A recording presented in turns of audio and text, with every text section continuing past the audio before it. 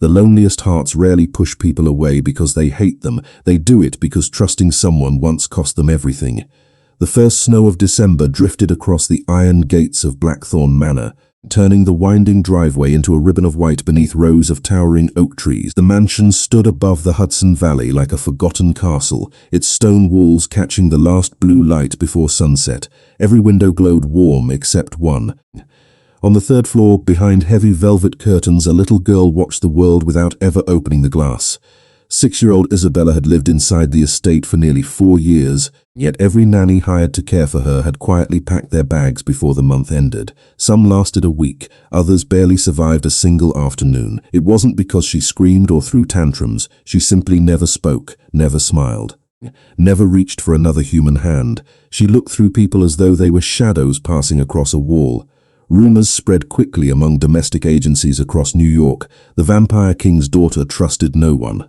No amount of money was worth stepping inside Blackthorn Manor.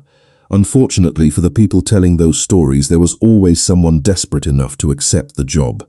300 miles away, Charlotte Hayes folded the rejection letter and slipped it back into her worn canvas bag beside 3 unpaid utility bills. She had worked at a daycare until funding cuts eliminated half the staff. Since then, she had picked up temporary babysitting jobs, cleaned houses on weekends, and skipped more dinners than she cared to count. Her savings could barely cover groceries.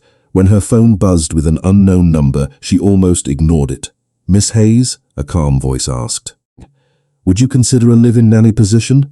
Charlotte glanced toward the tiny apartment window where sleet tapped against the glass. "Depends," she answered carefully. "How difficult is the child?" There was a pause long enough to feel intentional. "She hasn't trusted anyone in years." Charlotte smiled to herself. "That's different from being a bad kid." Another pause. "Then can you be in Hudson Valley by tomorrow morning?" Less than 24 hours later, a black SUV rolled through the towering gates of Blackthorn Manor. Charlotte expected security cameras. She expected expensive landscaping. She did not expect absolute silence. No birds perched in the ancient trees. No gardeners worked outside. Even the wind seemed quieter, as if the property itself held its breath. The front doors opened before she reached them. A silver-haired butler welcomed her inside with impeccable manners and eyes that seemed strangely observant. "Miss Hayes," he said, "please follow me." Marble floors reflected crystal chandeliers overhead. Portraits stretched along endless hallways, each featuring members of the same elegant family across different centuries. Charlotte noticed something peculiar. The clothing changed with every era. She slowed for half a second before the butler gently encouraged her onward. "The family appreciates discretion."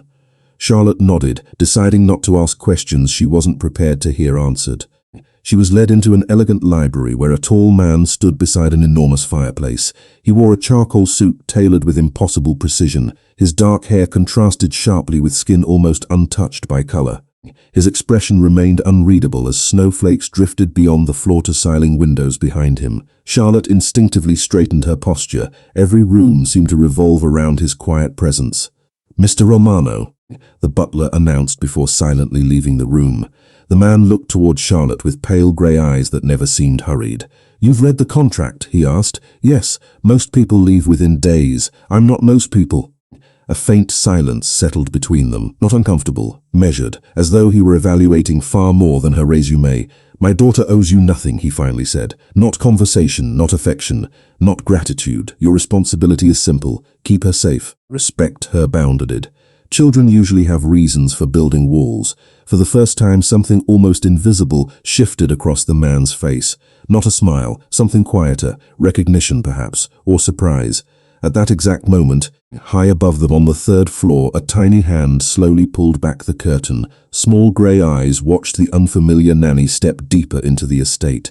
Charlotte never noticed the little figure standing behind the window. She simply followed the butler toward the grand staircase, unaware that before the night was over, one simple gesture would quietly begin changing a child who hadn't trusted another soul for years.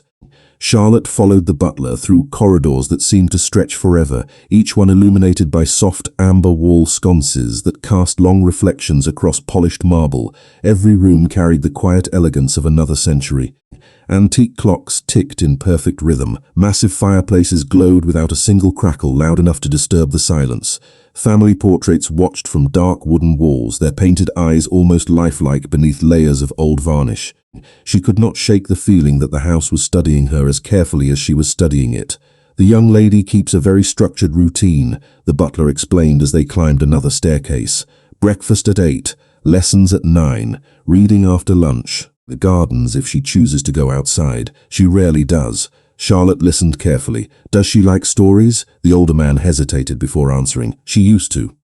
That answer lingered in Charlotte's thoughts long after he opened a pair of white oak doors leading into the nursery wing. Unlike the grandeur downstairs, this hallway felt unexpectedly gentle. Watercolor paintings lined the walls. Shelves overflowed with untouched books and carefully arranged toys that looked more like museum pieces than childhood treasures. Nothing appeared broken, nothing appeared loved either. At the end of the hallway stood a small sitting room overlooking the frozen gardens. A little girl sat beside the window with a sketchbook resting on her knees. She did not look up when Charlotte entered. She simply continued drawing slow circles with a charcoal pencil while snow drifted beyond the glass. "Miss Isabella," the butler said softly, "your new nanny has arrived." No response came. The room remained perfectly still except for the faint scratching of charcoal against paper. After several quiet seconds, the butler inclined his head toward Charlotte and quietly excused himself, leaving the two alone. Charlotte resisted every instinct to introduce herself immediately. Instead, she walked to a nearby bookshelf, selected a picture book, and sat in an armchair several feet away. She did not face the child directly. She simply opened the book and began reading in a calm, steady voice meant for no one in particular. The story described a lonely fox wandering through a snowy forest, searching for a place that finally felt safe. Charlotte never asked Isabella to listen. She never looked over to see whether the child cared. Minute after minute, only her gentle voice and the turning of pages filled the room. Nearly 20 minutes passed before the scratching sound stopped. Charlotte continued reading anyway. Out of the corner of her eye, she noticed the little girl glance toward the book for less than a second before returning to her drawing. It was the smallest movement imaginable, yet inside a house where everyone measured progress by silence, it felt significant. Unfortunately for Charlotte, someone else had witnessed the moment as well. Less than one floor below, Luca Romano stood inside his private study watching the nursery through discreet security monitors installed years earlier after repeated threats against his family.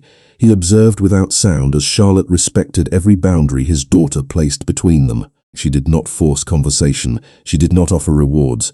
She did not ask for eye contact. She simply stayed. Most caretakers lasted less than an hour before trying to fix what they barely understood. She had chosen patience instead. Luca quietly turned off the monitor before anyone could mistake his interest for hope. Hope had disappointed him too many times before. Back upstairs, Charlotte eventually closed the book and rose from the chair. "I am going to make some hot chocolate," she said gently while keeping her attention on the bookshelf rather than the child. "If you would like some, I will leave a cup on the table." Again, no answer came. Charlotte smiled softly anyway and walked toward the door. Just as her hand reached the brass handle, she heard something so quiet she almost believed she imagined it. A tiny footstep crossed the wooden floor behind her. She slowly turned without speaking. Isabella had not moved closer. She had only set her charcoal pencil down for the first time that afternoon. On the page rested a simple drawing of two small hands reaching toward each other without touching. Charlotte said nothing. She simply gave the child a gentle nod before leaving the room. She never noticed the little fingers quietly resting on the edge of the drawing after the door closed. Nor could she know that somewhere deep inside a child who had forgotten what trust felt like, the first invisible crack had just appeared. The following morning arrived beneath a sky the color of brushed steel. Snow rested quietly across the gardens, softening every path and stone statue surrounding the estate. Charlotte woke before sunrise, unpacked the last of her modest belongings into the small guest room, and walked downstairs hoping to learn the rhythm of the house before anyone else stirred. Instead, she discovered that Blackthorn Manor already moved with silent precision. Fresh flowers had appeared in crystal vases overnight. A fire burned steadily in the dining room. Breakfast had been prepared with remarkable care, yet almost no voices could be heard. Every servant seemed to communicate with little more than brief glance and respectful nods. It was a household built upon order instead of conversation. Charlotte carried a small tray upstairs herself, 1 cup of warm milk, fresh berries, toast cut into careful squares, nothing extravagant, nothing designed to impress. When she gently knocked on Isabella's bedroom door, there was no reply. She waited several seconds before easing it open. The room overlooked the frozen lake beyond the estate.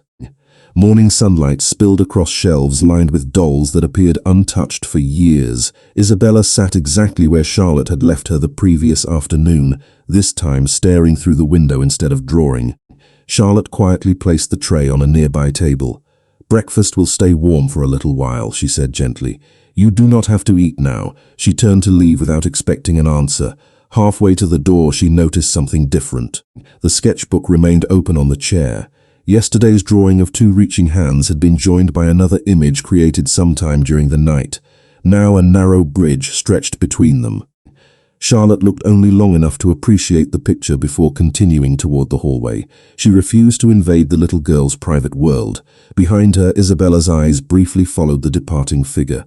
Downstairs, Luca Romano stood in the conservatory overlooking the winter gardens while speaking quietly with the estate physician. "Has she spoken?" the physician asked. Luca slowly shook his head. "Not yet, then nothing has changed." Luca watched snowdrift across the glass roof above them.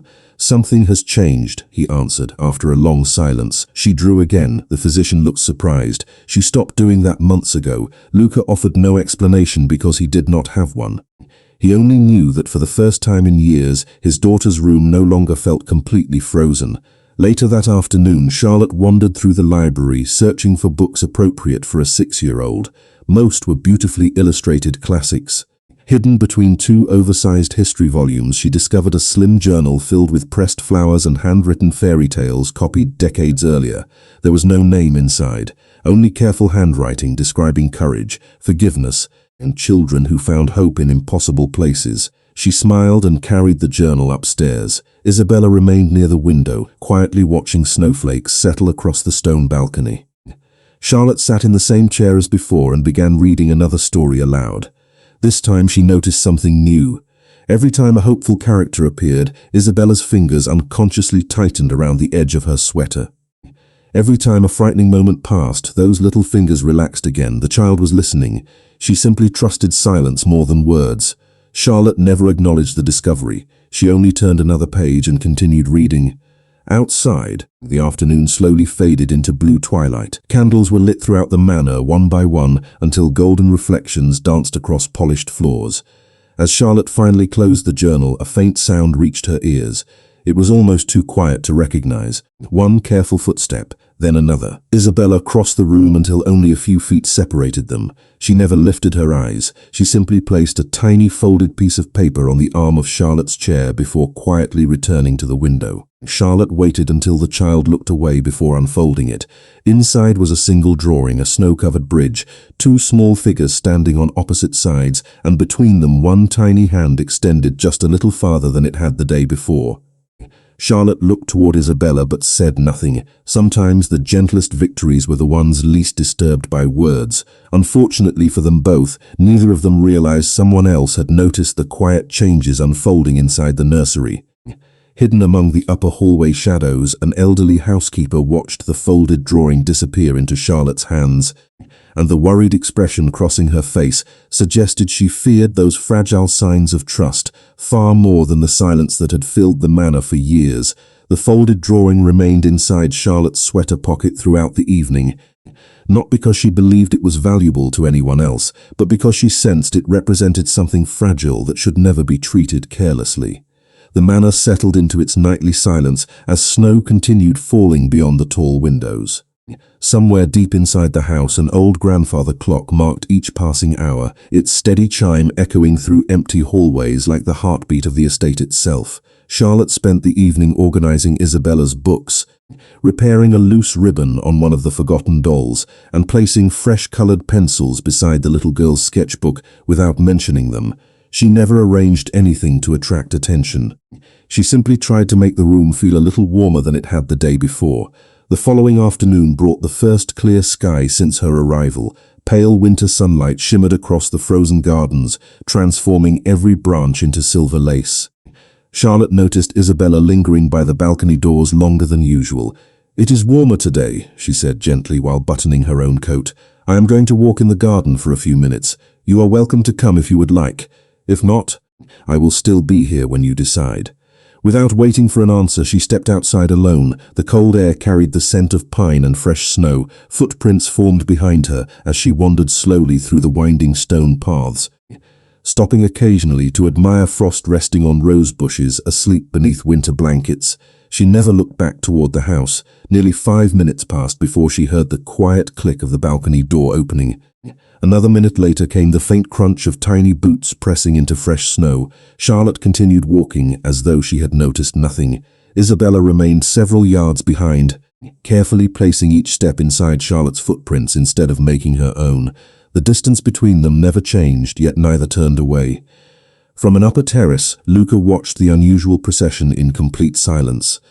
The child who had refused to leave her room for weeks had crossed the garden without being asked, without promises, without persuasion. She had simply followed. The old housekeeper standing nearby lowered her voice.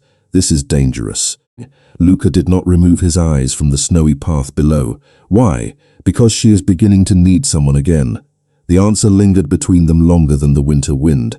Down in the garden, Charlotte reached the frozen fountain at the center of the courtyard. She brushed a layer of snow from the stone edge before sitting quietly beneath an ancient oak tree. She opened the small journal of fairy tales and began reading softly into the open air. Birds remained absent, the gardens remained still. Yet the silence no longer felt empty. Isabella slowly approached until only a few feet separated them. She never sat beside Charlotte. Instead, she stood listening, her mittened hands tucked into the sleeves of her oversized coat. When the story ended, Charlotte closed the journal without looking directly at her. "That was my favorite one when I was little," she said with a gentle smile.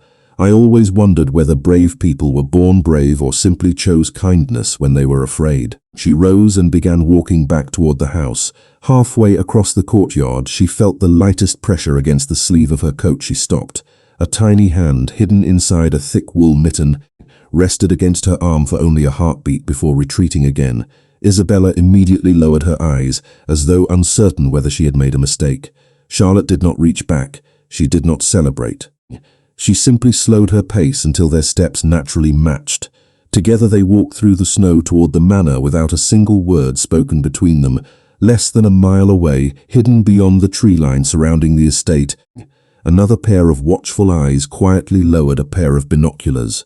Whoever stood among the winter pines had not come to admire the snowfall. They had come to see whether the little girl had finally allowed someone close enough to change everything. Morning sunlight poured through the towering windows, covering the marble floors with ribbons of gold that softened the cold elegance of Blackthorn Manor. Charlotte had been in the house less than a week, yet subtle changes had already begun weaving themselves into the quiet routines no one else seemed to notice. A second cup now appeared beside Isabella's breakfast tray each morning, because the little girl no longer remained entirely alone while she ate. The library door stayed open instead of closed because Charlotte preferred sunlight to empty silence. Fresh flowers appeared on the nursery windowsill every afternoon, picked from the greenhouse rather than the frozen gardens outside. None of those changes were dramatic. They were simply gentle reminders that belonged even inside the quietest places. Isabella still had not spoken a single word. She still avoided long eye contact. Yet each afternoon she drifted a little closer whenever Charlotte opened another storybook. Sometimes she sat across the room, sometimes she stood beside the fireplace, pretending to study the flames while quietly listening. Charlotte never acknowledged the progress. She understood that trust was not something earned by celebrating every tiny step. It was earned by making each step feel safe enough to take. Later that afternoon, snow clouds returned, covering the estate beneath another soft blanket of white. Charlotte decided the weather called for something simple.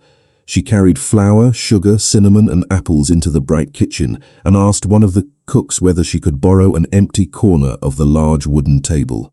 Within minutes, the room filled with the comforting scent of baked apples and warm spices. Several members of the kitchen staff smiled as they watched her carefully knead dough with sleeves rolled above her wrists.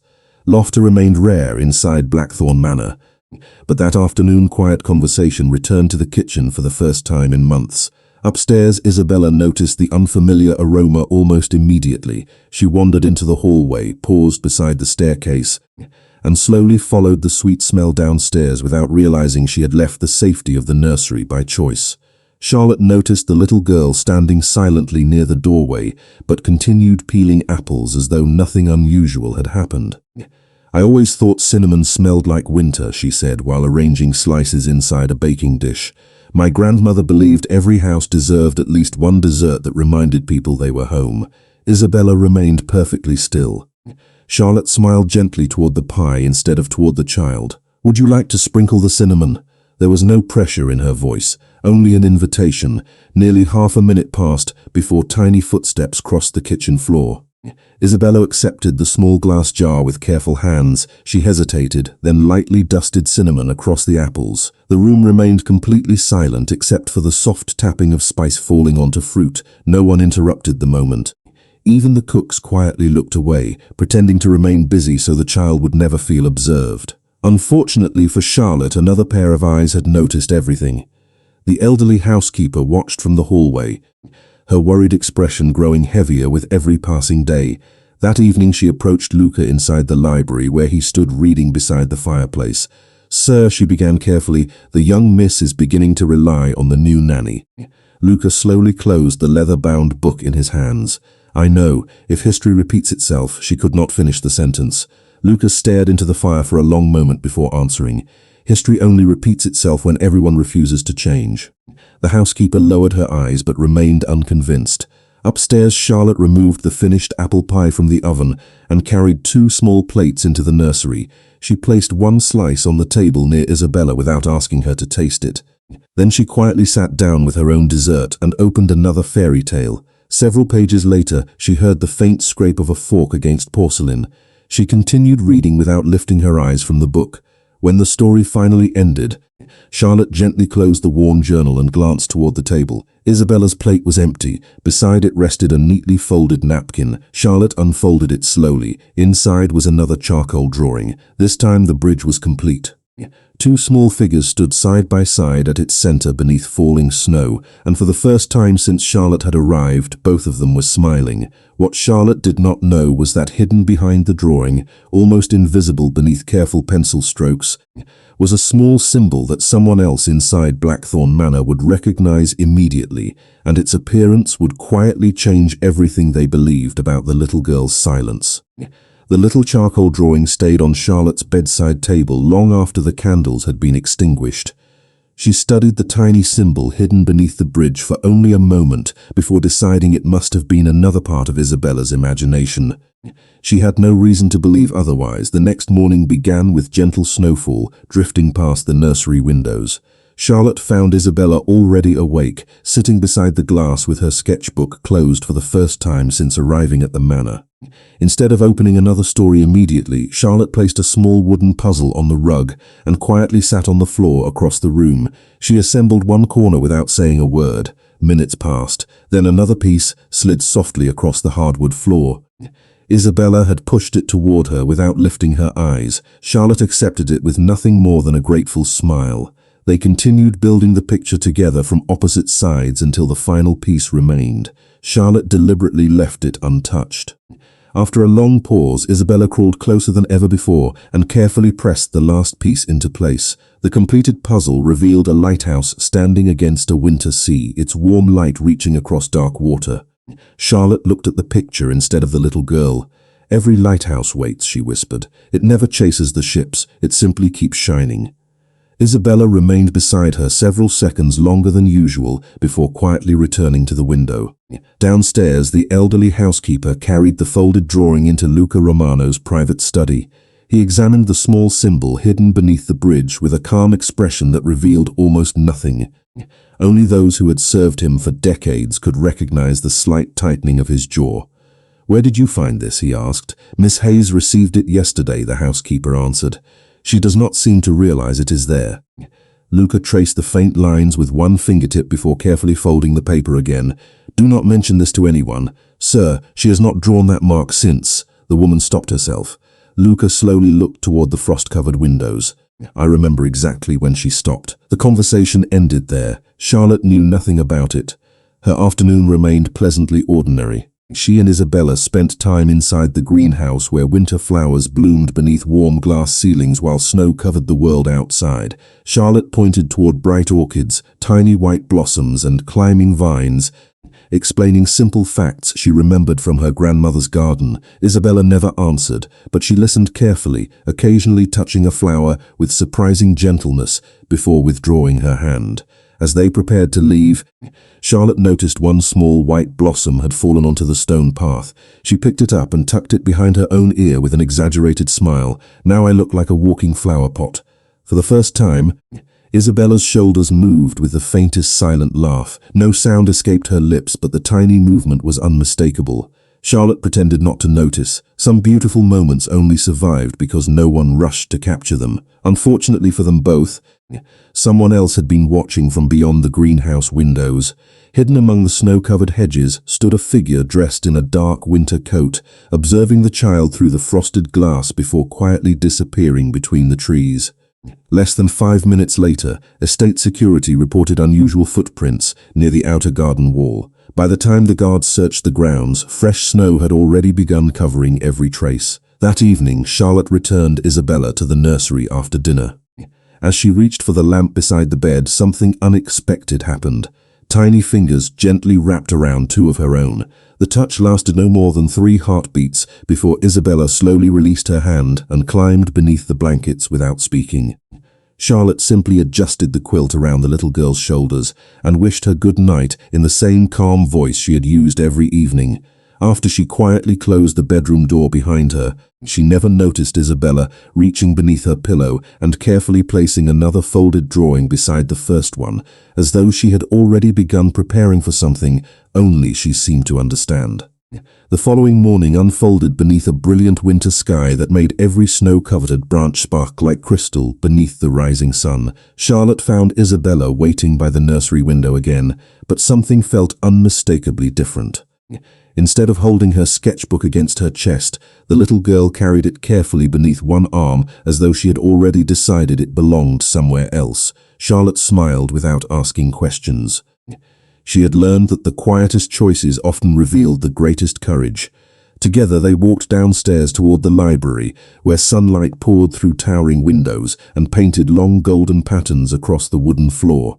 Charlotte selected another story, but before she could open the book, Isabella gently placed her sketchbook on the reading table and nudged it toward her. It was the first time she had ever willingly shared it. Charlotte waited. Slowly she opened the cover. Inside were dozens of charcoal drawings stretching back months, perhaps years. Winter trees, empty hallways, silent windows, a lonely little figure standing alone in every picture. As the pages turned, something gradually changed. The newest drawings included another person. At first, the second figure appeared far away, then closer, then walking beside the child. Finally, Charlotte reached the last page. It showed the bridge again. Snow falling gently around two people standing together at its center.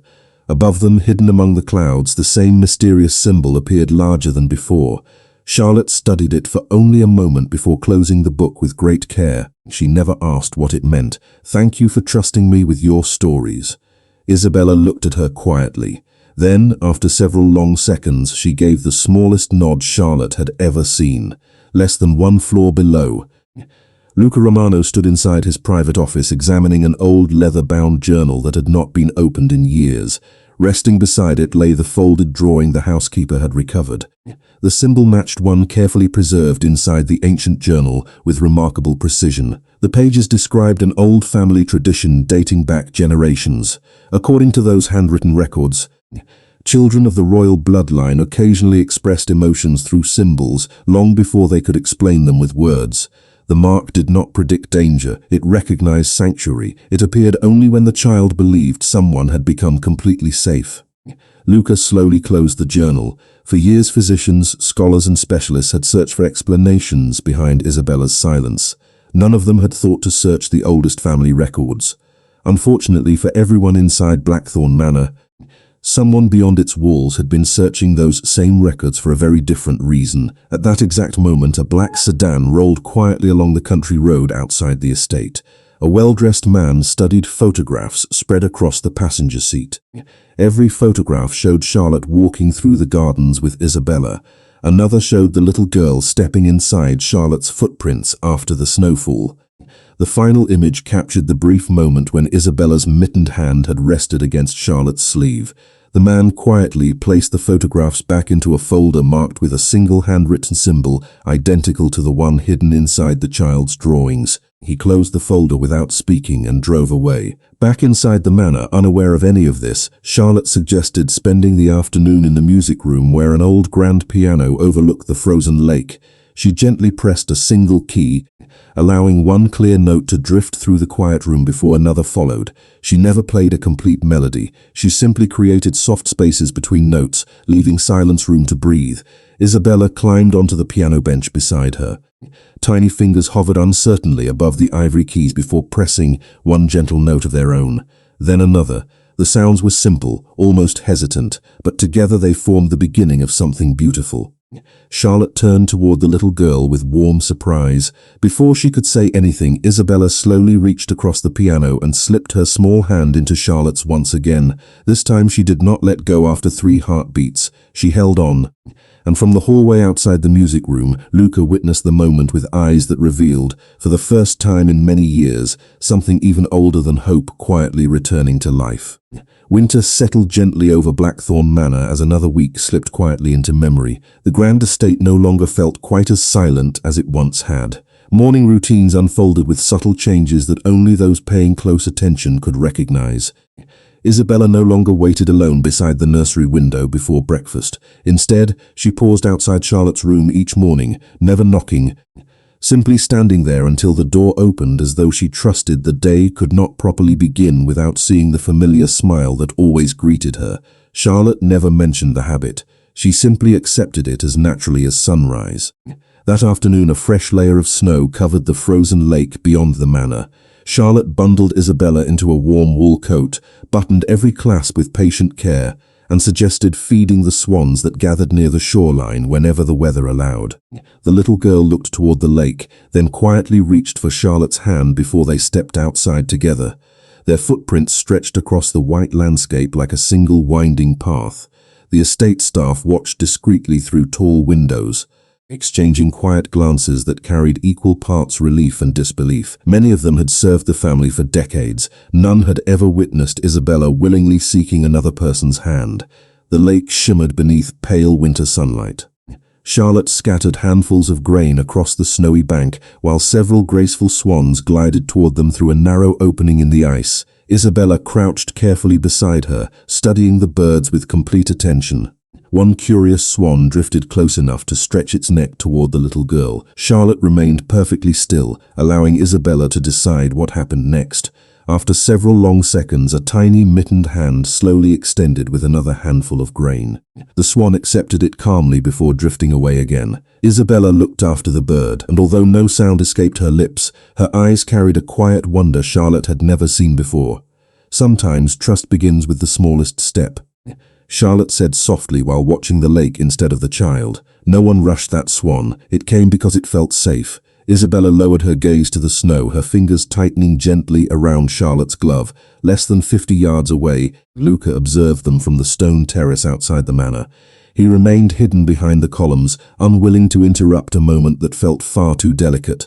The old housekeeper approached quietly beside him. "She is smiling now," the woman whispered. Luca's expression softened almost imperceptibly. "She forgot how," he answered. Someone reminded her. The housekeeper hesitated before speaking again. "The family records were right." Luca nodded slowly. "The sanctuary mark has never been wrong." Charlotte still knew nothing about the symbol hidden inside the drawings. To her, the afternoon remained beautifully ordinary. She laughed when one adventurous swan splashed icy water onto her boots. She pretended dramatic surprise, making an exaggerated face that caused Isabella's shoulders to shake with another silent laugh. The soundless joy somehow felt louder than words. As dusk approached, they returned to the manor, carrying nothing more than an empty grain basket and rosy cheeks from the cold. While Charlotte hung their coats beside the nursery door, Isabella quietly disappeared into her bedroom for several minutes before returning with her sketchbook once again. She carefully tore out one page and folded it into a neat square. Without hesitation, she placed it directly into Charlotte's hands. This time there was no uncertainty, no hesitation. It was clearly meant to be given. Charlotte unfolded the paper slowly. The drawing showed the frozen lake beneath a bright winter sky. Two figures stood beside the swans, holding hands. Above them, the mysterious symbol no longer floated among the clouds alone. It had become part of a simple pendant hanging around the taller figure's neck. Charlotte smiled warmly, believing it to be another piece of the child's growing imagination. She gently tucked the drawing into her pocket beside the others. At that exact moment, deep inside the restricted archives beneath Blackthorn Manor, Luca opened an ancient wooden chest that had remained sealed for many years. Resting inside was a silver pendant engraved with the very same symbol Isabella had drawn for the third time. As he lifted it into the candlelight, the realization he had quietly feared and secretly hoped for finally became impossible to ignore. The discovery inside the hidden archives remained known to only one person. Luca carefully closed the ancient wooden chest and returned the silver pendant to its velvet lining before locking the room behind him.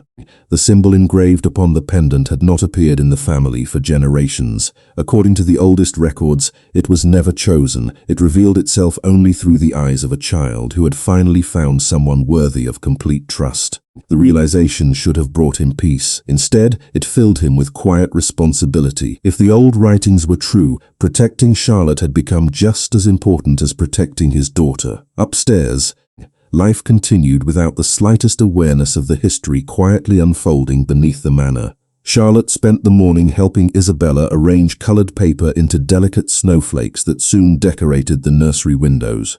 Sunlight poured through the handmade patterns, scattering tiny stars of light across the walls. Every few minutes Isabella glanced toward Charlotte, no longer to make certain she remained in the room, but simply because it had become natural to share the same space. The silence between them had changed. It no longer felt like distance, it felt like comfort. Later that afternoon, Charlotte carried a basket of blankets into the sunroom overlooking the frozen gardens. She built a small reading corner beside the fireplace with oversized cushions and invited Isabella to help. Together they draped soft blankets across two wooden chairs, creating a simple blanket fort large enough for both of them. Charlotte laughed softly at their crooked construction. "I think architects everywhere would be very disappointed in us," she said with playful seriousness. Isabella looked at the uneven blanket roof, then at Charlotte's exaggerated expression. For a brief moment, the corners of her mouth lifted into the clearest smile Charlotte had seen yet. It appeared quietly, almost shyly, but it transformed the entire room more completely than the fire glowing beside them. Charlotte pretended not to notice. Instead, she crawled inside their little fort and opened another storybook beneath the warm light of a battery lantern. The small shelter turned the grand manor into something wonderfully ordinary. Outside stood a mansion filled with history and secrets. Inside the blankets sat a woman and a child listening to stories while snow drifted beyond the windows. Sometimes healing arrived disguised as the simplest afternoon imaginable. Less than a mile away, however, another conversation was taking place. The man who had spent days observing the estate quietly parked beside an old country church overlooking the valley. He removed the photographs from his folder once more, studying the newest image of Charlotte and Isabella walking hand in hand beside the lake. An older woman joined him on the bench outside the chapel. She glanced briefly at the photographs before looking toward the distant hills. "So the child has chosen," she said softly. The man nodded once, earlier than expected. Then the old stories were true after all. He carefully returned the photographs to the folder. "We are not here to interfere. We only needed to know whether the sanctuary had finally appeared."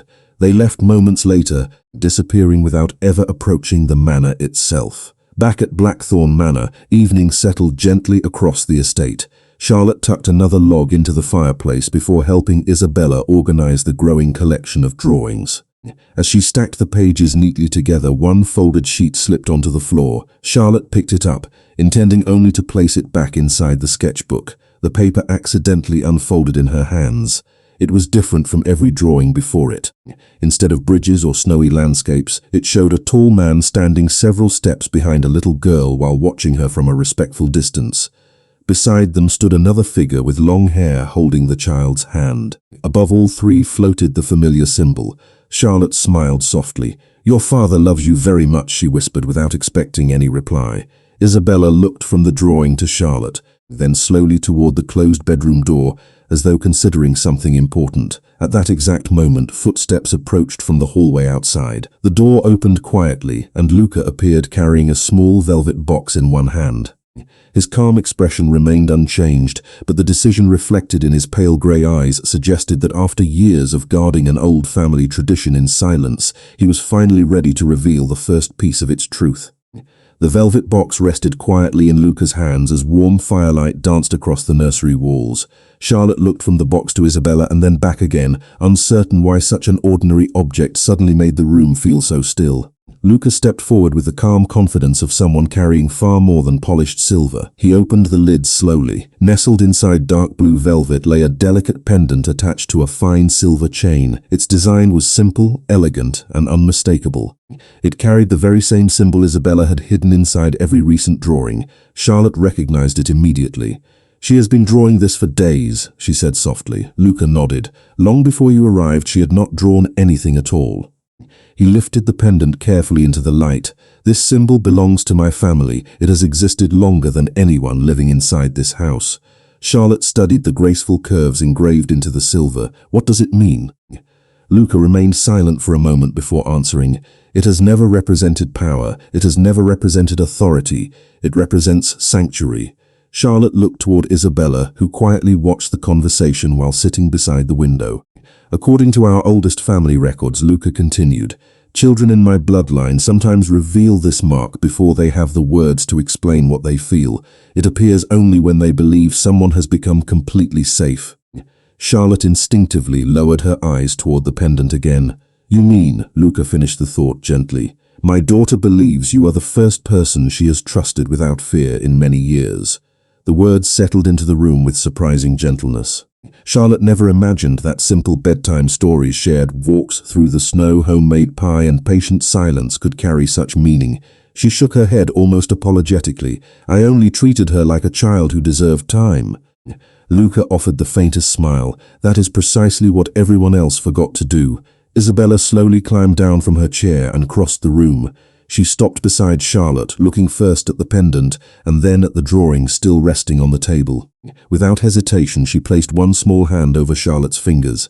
It was no longer a timid gesture, it was a quiet certainty. Charlotte smiled warmly and gently squeezed back, careful never to hold too tightly. The little girl responded with another unmistakable smile, brighter than any before.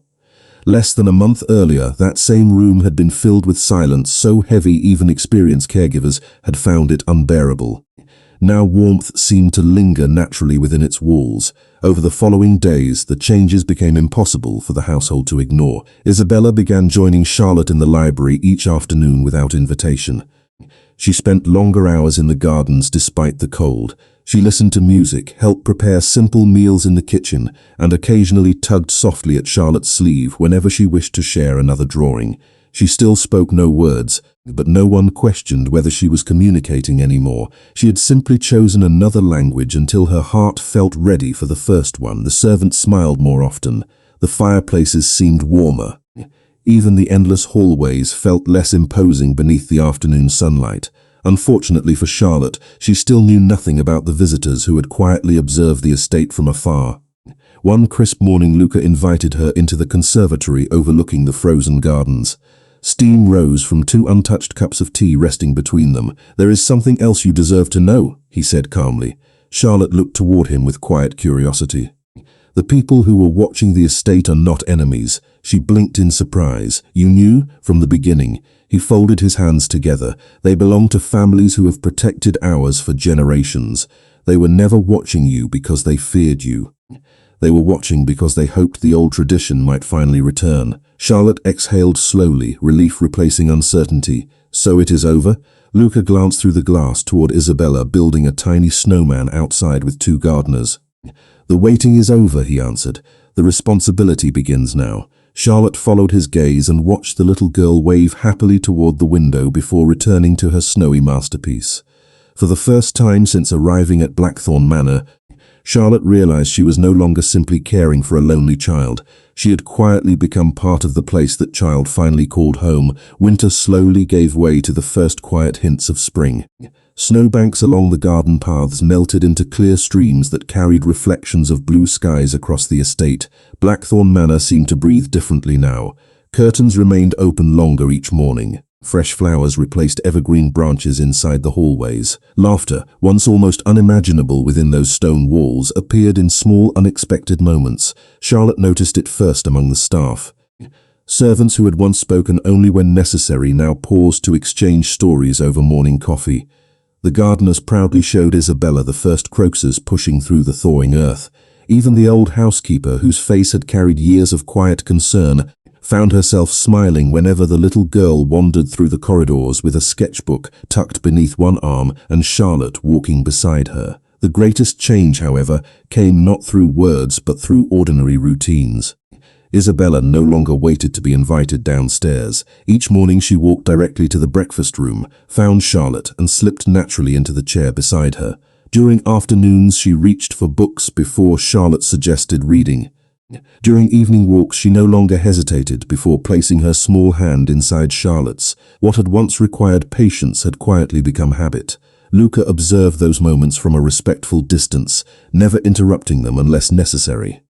He understood something that years of responsibility had taught him. Some gifts became smaller the moment people tried to claim credit for them.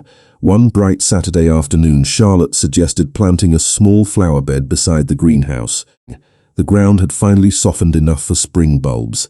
Together they knelt in the fresh earth, carefully placing tulip and daffodil bulbs beneath the soil. Charlotte explained that flowers often spent weeks growing where no one could see them before finally reaching the sunlight. Isabella listened carefully, brushing loose dirt from her gloves after each bulb disappeared beneath the ground. Charlotte smiled. The strongest roots always grow in quiet places. Isabella looked toward the small garden they had planted together. Then she gently touched the earth with one fingertip as though promising to return.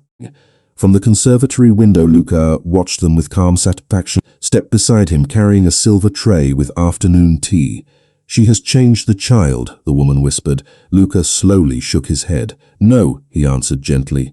"She gave my daughter permission to become herself again." The words lingered quietly between them. That evening the household gathered for a simple dinner celebrating the arrival of spring. It was not a grand event. No formal speeches filled the dining room. Long candles flickered across the polished table while musicians softly played string melodies from the balcony above. Charlotte felt almost embarrassed by the warmth surrounding her. She had accepted the position believing she would simply help care for one lonely little girl. Somehow she had become part of an entire family finding its way back toward one another. Dessert arrived just as twilight painted the windows deep shades of lavender and gold. Charlotte excused herself briefly to retrieve the apple pie recipe she had promised one of the cooks. When she returned several minutes later, she found Isabella standing quietly beside her empty chair. The little girl held something carefully behind her back. Every conversation in the room gradually faded without anyone asking for silence. Isabella stepped forward until she stood directly in front of Charlotte. Slowly she revealed a final drawing. It showed Blackthorn Manor surrounded by blooming spring flowers instead of snow. 3 figures stood together beneath a bright morning sky. The sanctuary symbol rested above them like the rising sun. Charlotte accepted the drawing with both hands, her eyes filling with quiet gratitude. Before she could thank the child, Isabella looked directly into her face. The room remained perfectly still. Luca did not move. The servants hardly breathed. After years of silence, the little girl took one careful breath and spoke in a voice so soft it almost blended with the music. "Thank you, Charlotte." 2 simple words floated through the dining room, gentle enough to disappear if anyone had tried to hold on to them, yet powerful enough to heal years of waiting in a single moment. Charlotte knelt without hesitation and embraced Isabella with the same patience that had always defined her care, never too tightly, never asking for more than the child freely offered. Around them, no one applauded, no one interrupted the quiet miracle unfolding before their eyes. Some moments deserved only grateful silence, and inside Blackthorn Manor, silence had finally become something beautiful. Weeks passed with the quiet certainty of seasons keeping their promises. Spring settled fully across Blackthorn Manor, covering the gardens with tulips, climbing roses, and rows of lavender that swayed gently beneath warm afternoon breezes. The flower beds Charlotte and Isabella had planted together began pushing bright green shoots through the soil exactly where they had knelt months before. Every morning the little girl hurried outside after breakfast to check whether another blossom had opened overnight.